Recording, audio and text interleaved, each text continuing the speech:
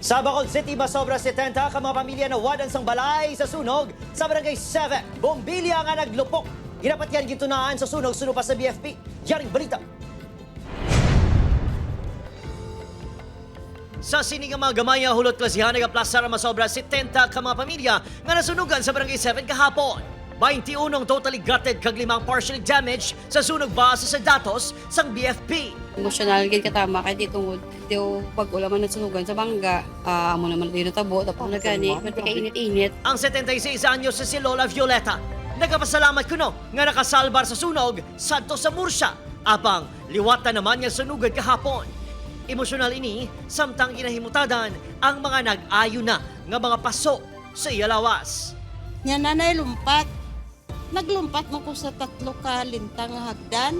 Nagpabibi gani kun ra kaina kay di ko anay magtaas ang akon nga bibi. Harin pa kuno kahapon nagahilibion ang SK chairman nga si Julie.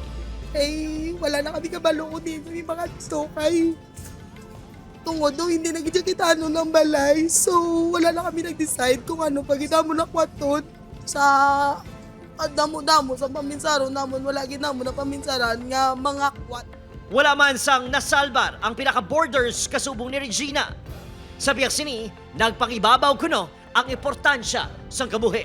Thankful lang ko kay ko gyapon kag nakasave pa ko life kagapon sa akon nga boardmate.